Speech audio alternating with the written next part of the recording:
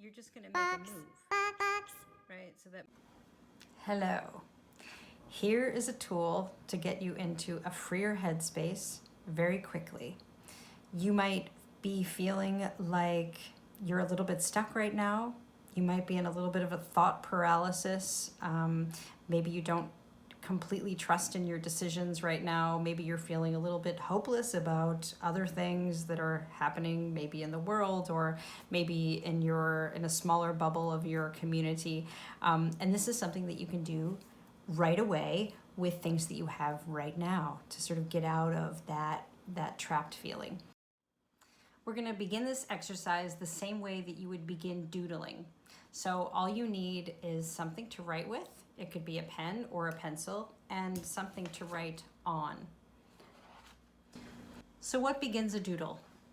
A doodle is usually begun by an impulse, right? It's an impulse to put a mark on a piece of paper. And it's really satisfying to take that pen or that pencil and start to mark that piece of paper. And that first stroke is the one with the most potential. Any drawing or a doodle, the very first stroke, we don't know what's happening next. We have no idea what to make of it. It's got the most potential and the least limits, right? After that, the more we add, the more we are led down a specific path of expectations. We start to see a picture emerge, and we connect it to things that we already know. So this is where the similarity between doodling and this exercise ends. Because what we're attempting to do with this is to stay in that first stroke sensibility, that sense of impulse. So we're actually creating a sort of intentional impulse.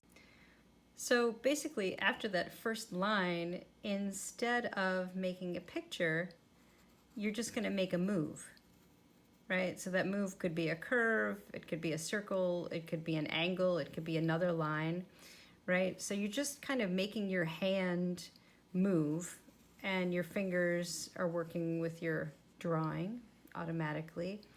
And there's kind of just like no weight to the decision to change. And you just keep changing according to your impulse. And where the mindfulness comes in is when you start to observe how all these impulsive moves are colliding with what you already have as a sensibility.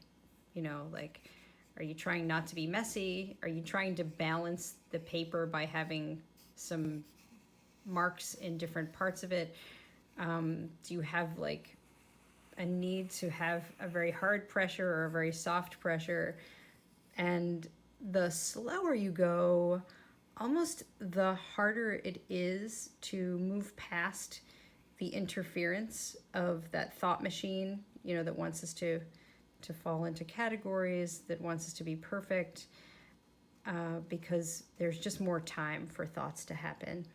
And all of those are sort of enemies of beginner's mind, right? So you just do this until you don't want to do it anymore, or until you start to feel a kind of playfulness with these random decisions. And you start to feel like it's fun to rebel against where your thoughts are attempting to take you with this. And just let the pencil and let your hand be sort of a vessel for fun times, for beginner's mind, for not knowing and not having any kind of expectation as to what this is going to look like. And the end product of this exercise is more of a state of mind rather than anything about what this looks like. This is just to get you someplace. If you want to keep it and put it somewhere or gift it to someone, obviously that is your choice. But it's best not to have those thoughts happening while you're doing it.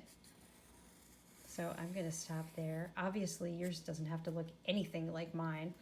And I hope you had fun. Thanks.